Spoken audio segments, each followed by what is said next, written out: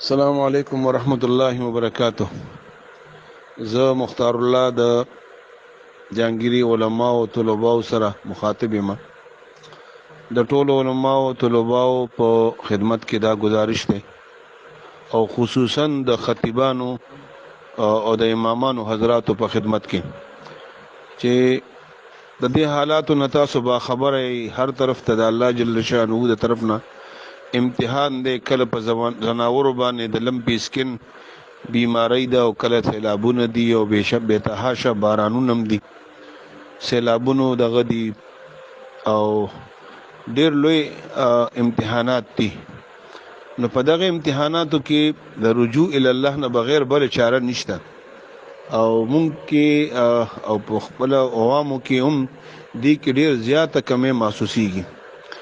نو ټول خطیبان او امامان حضرات دی جمعې باندې خو خصوصي طور باندې په دې موضوع ټول خبره وکي، توجه او انابت الله طرف ته د توبه او استغفار ترغیبات ورکي چې ټوک انابت الله کی او الله طرف ته رجوع کی او استغفار کی، په خپل ګناهونو باندې توبهګار شي.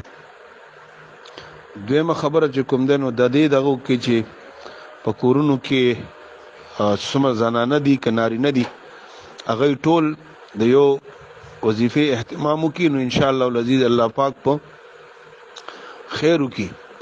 او وظیفه زموږ د اکابرو زموږ د مشرانو نه دغه ده چې اول درود شریف 11 پیرې وویل شي او بیا آیت کریمه لا اله الا الله لا اله الا انت سبحانك انی کنت من الظالمین 313 مرتبه او ورسره حسبنا الله ونعم الوکیل 313 مرتبه او استغفر الله ربی من کل ذنب واتوب الیه 313 مرتبه او بیا درود شریف 11 مرتبه.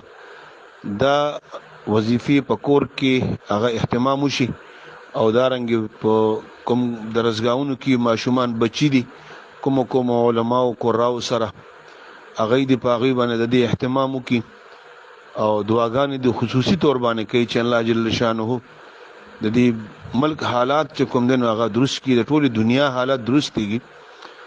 ځکه چې کله د الله پاک د طرف نه د کرونا وبا راځي او کله چې کوم دی نو نور څه آفات و بلیات راځي او دا ټول زمونږ د اعمالو وجه ده. نو که دغه مونږه علما او طلبا او دین سره وابسته خلک او تبلیغي حضرات دې طرف ته توجه نه کوو او دې طرف ته خلک نه متوجه کوو، نو الله دې نه کړي الله دې نه کړي الله دې نه کړي خدای سبا مونږ راونیسي په دې باندې، نو دا به ډېره د نقصان خبره وي. نو ټولو علماو ته دا خواست دی چې دې جمعې باندې خالص یو موضوع بس کوئی ټولو جماعتونو کې انابت الله په خپلو ګناهونو باندې توبه او استغفار او د دې وظایفو چې کومې ترغیب الله مو اته آباد او شاداب لره. او دغه پیغام زما په مختلفو ګروپونو کې شیر کړئ چې کوم مرګري دي کې نه دي بل ځای کې دي یا عوام دي چې هغوی ټول چې کومې دغه خبره واوري. دا وایس میسج اوږد شو، په دې معذرت کوم. السلام علیکم ورحمت الله.